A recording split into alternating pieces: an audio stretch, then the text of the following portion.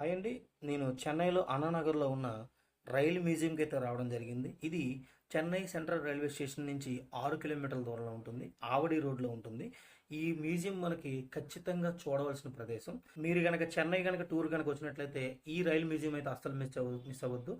ఇక్కడ రైలు మ్యూజియంలో ప్రత్యేకత ఏంటంటే పూర్వం నుండి ఇప్పటి వరకు కూడా ఉన్నటువంటి రైలు మోడల్స్, అంటే వాడేసినటువంటి రైలు ఇంజిన్లు కానీ రైలు బోగీలు కానీ ఇక్కడ పెట్టడం జరిగింది. మనకి meter gauge, narrow gauge, broad gauge అనే రకాలు ఉన్నాయి కదా. ఇలాంటి రైల్స్ అన్నీ కూడా ఇక్కడ వరకు మనకి ప్రదర్శించడం జరుగుతుంది. ఇది టికెట్ కౌంటర్ అండి. పెద్దలకు 40 రూపాయలు, పిల్లలకి 15 రూపాయలు. ఈ రైలు మ్యూజియం లోపల వైపు ఇలా ఉంటుందన్నమాట. ఈ బిల్డింగ్లో మీకు మ్యూజియంలో ఉన్నటువంటి రైలు అని కూడా ప్రదర్శిస్తారు. ఇదంతా కూడా బయట ఉన్నటువంటి రైలు మోడల్స్ అన్ని పెట్టారు ఇక్కడ. మళ్ళీ మనకి మ్యూజియం లోపల మనకి పూర్వం నుంచి ఇప్పటి వరకు రైల్వేలో ఎటువంటి డెవలప్మెంట్ జరిగినాయి, ఎటువంటి రైల్స్ ఇప్పటి వరకు మనం వాడేమనేది కూడా చాలా వివరంగా ఇక్కడ ఫోటోల రూపంలో ప్రదర్శించడం జరుగుతుంది. చాలా మనకి ఇది చూసినట్లయితే ఇంకా చాలా నాలెడ్జ్ వస్తుంది అనమాట. ఇవన్నీ కూడా ఇప్పటి వరకు ఉన్నటువంటి రైలు యొక్క ఇంజిన్లు కానీ బోగీలు కానీ టైప్స్ అనమాట. ఇవన్నీ కూడా మినియేచర్ వర్క్ చేసి మనకి ఇక్కడ ప్రదర్శించడం జరుగుతుంది. ఇది ఖచ్చితంగా చూడాల్సినటువంటి విజిటింగ్ ప్లేస్ అనమాట.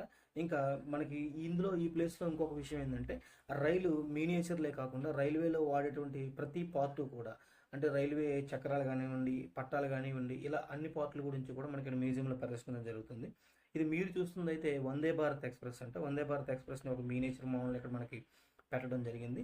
ఇటువంటి రైలు మ్యూజియంని కనుక మనం విజిట్ చేసినట్లయితే మనకి ఒక నాలెడ్జ్ అయితే మనకి ఖచ్చితంగా వస్తుంది.